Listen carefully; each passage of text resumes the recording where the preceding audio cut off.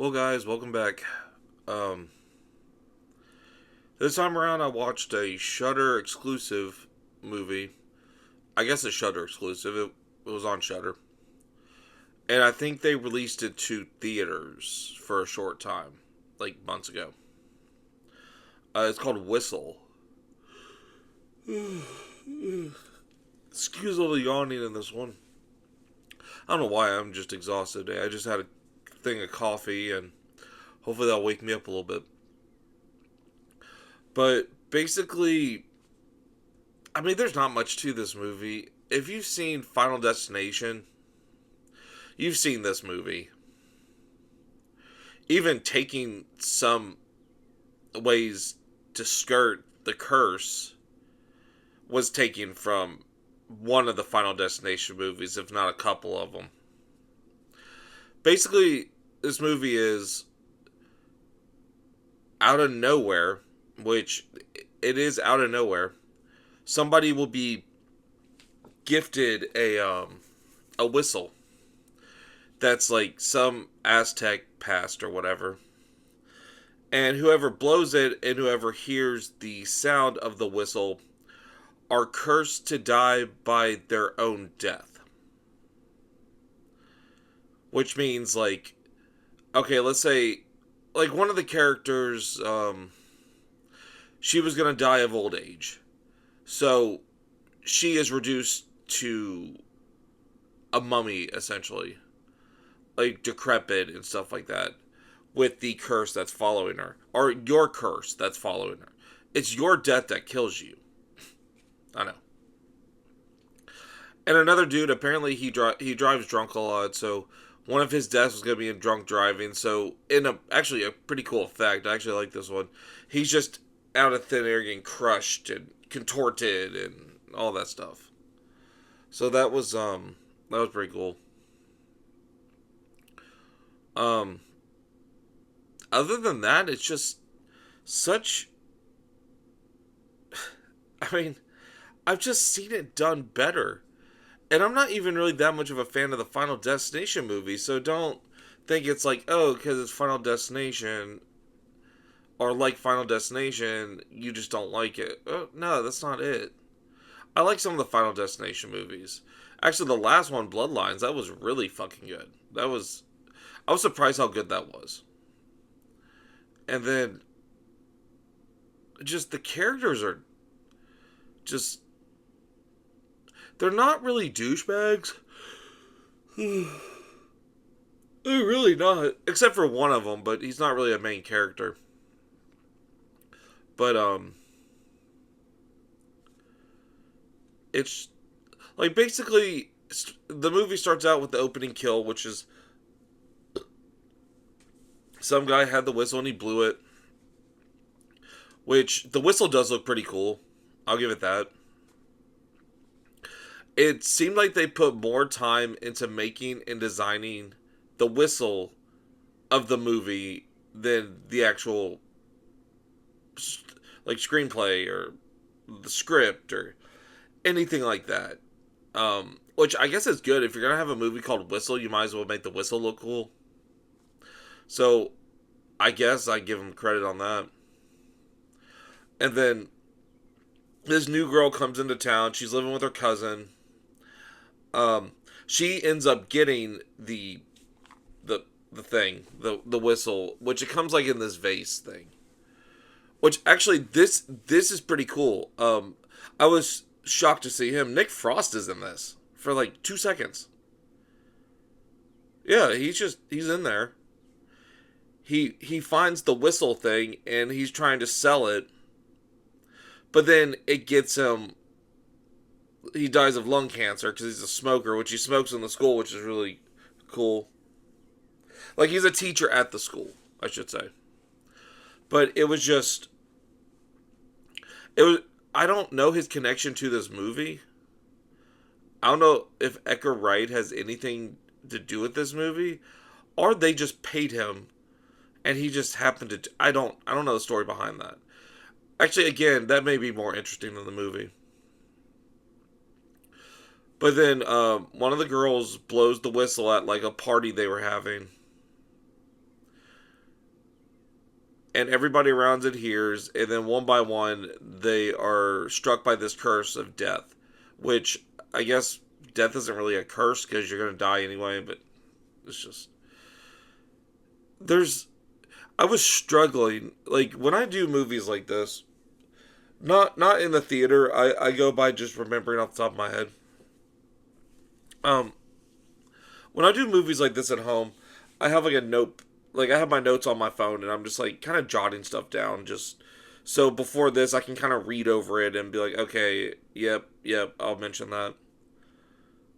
And this movie, besides just the basic plot outline, which there's not much plot to it anyway, it's just such a nothing of a movie.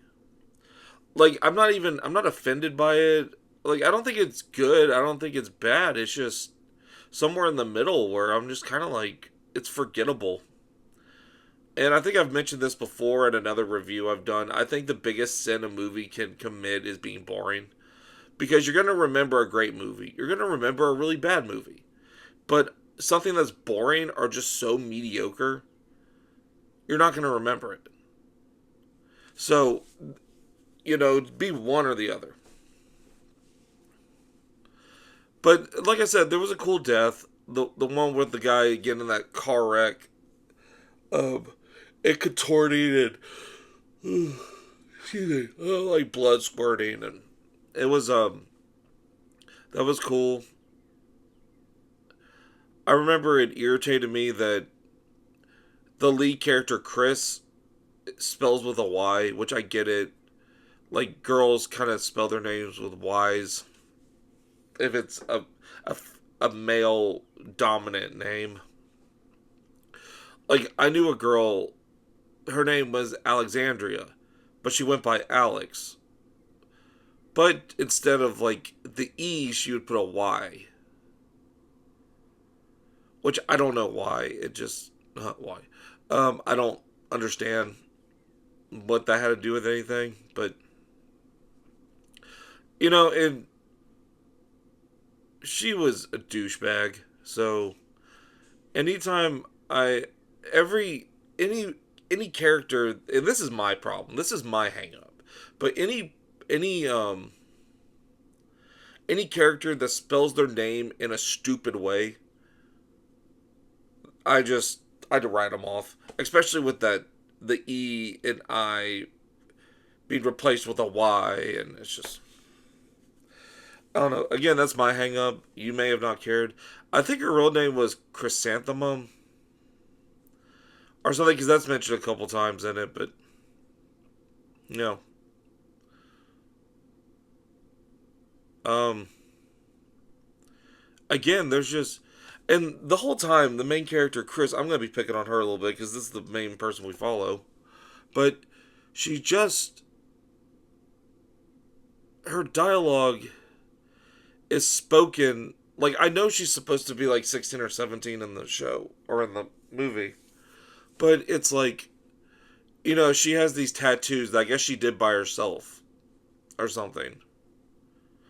Um, but the love interest, forget her name, but the love interest of the thing was like, so how do you decide what to get tattooed on you? It's like, if you like something so much, it'll just scar you for life, or something like that. I'm just like, oh my god.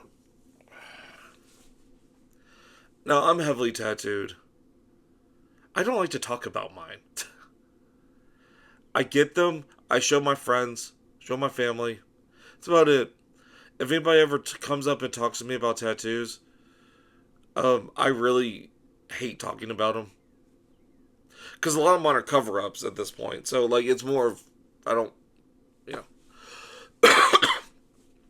But now I'm gonna start using the line, "Yeah, whatever I like so much, I want it to scar me for life. That's why I get tattoos." I'm gonna start saying that. A 33-year-old edgelord. um, yeah, there was another character that came up a couple times in the movie. So little that if you missed the one scene he was in, you would have just forgotten about him. Like, who the fuck is that again? There's this drug dealer kid that tries to offer Chris drugs, which she OD'd like a year previous, and I think that caused like her father found her and then like took her to the hospital. I think that caused her dad's death or something. I don't know. I was kind of zoning in and out of this. Um, but he offers her like dope or whatever, and then that does come into play because when they find out that just like in Final Destination, if you trade a life for another life, your death will not be so immediate. It will go back to normal, kind of like reset itself, kind of like like Final Destination. I think they were actually trying to do that in the last one. So, uh, Chris's cousin kidnaps the drug dealer because in the past he sold some kid some bad dope and he died from it, whatever. So, um, he kidnaps him and he's trying to trade life for life, which honestly he gets given drugs and then kind of becomes non-consequential until the very end. Because okay, I remember this now. I was reading my notes and I completely forgot about this. But this, if you don't want anything spoiled for you, turn it off now. But okay, this is how they fucking decide to cheat death. Like doing the thing, you die and you come. And then another way to do it is like if you die and then come back, it's fine. Again, explored in Final Destination movies. Um, the love interest, Chris's girlfriend or whatever, she is diabetic, so she has insulin. She has a few, she carries it around with her. So their plan is okay.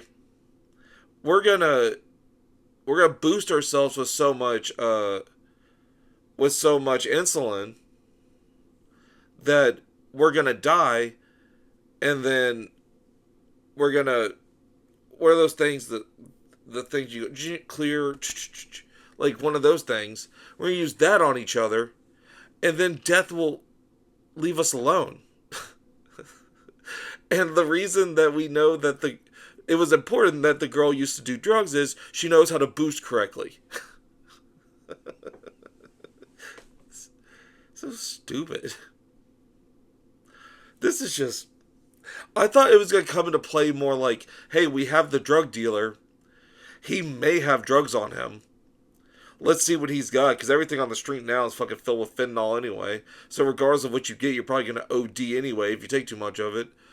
And then something could come of that. Or like, you could write into the plot, the Chris character or even her love interest could have like Narcan or something. And be like, hey, got some for whatever reason I have Narcan, just throw it in there somewhere. At least like with Chris's character, you could see of her having Narcan because she had OD'd in the past. So she always carries it on her just in case she's in a situation where someone's ODing. That would make a lot of sense. So that you would use the drugs to intentionally overdose yourself and then use the Narcan to bring you back to life. Therefore, you're dead. And you come back. They don't fucking use that. I've just never heard of intentionally ODing on insulin.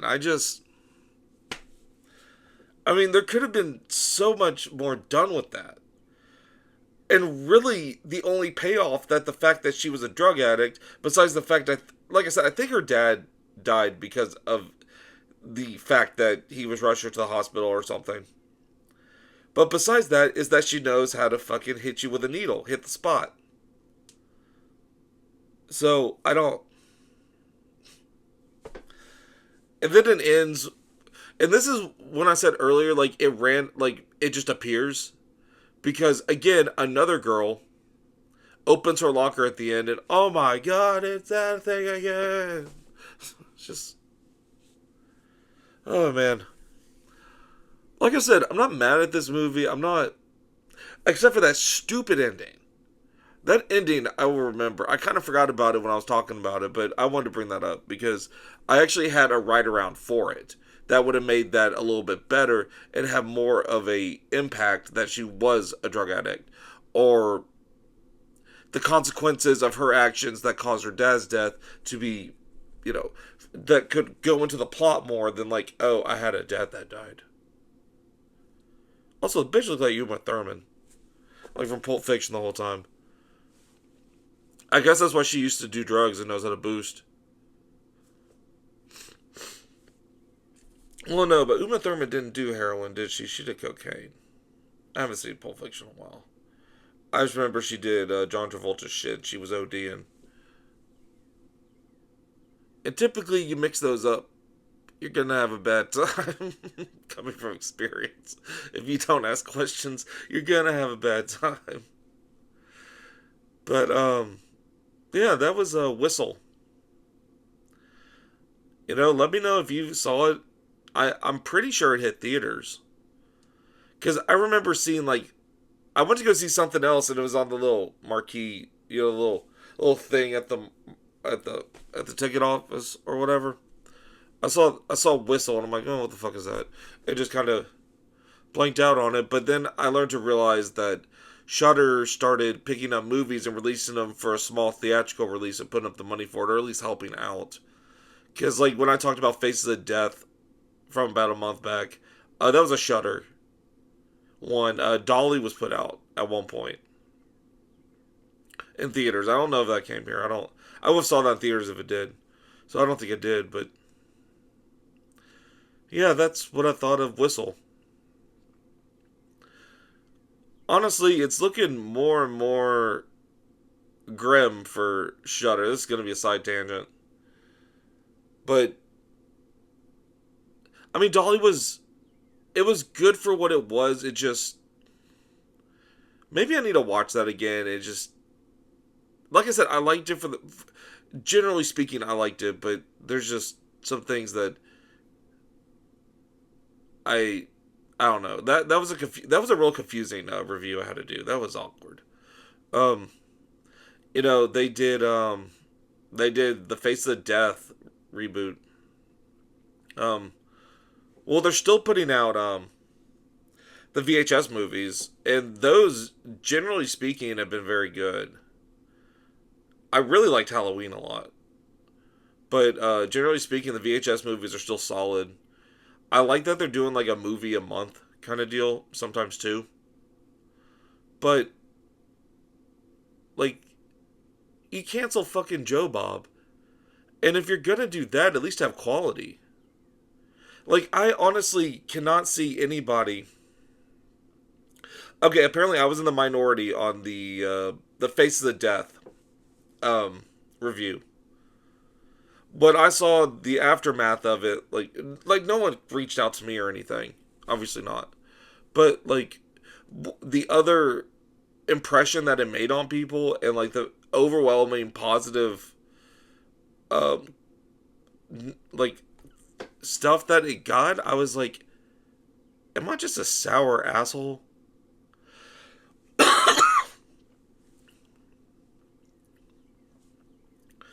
Excuse me.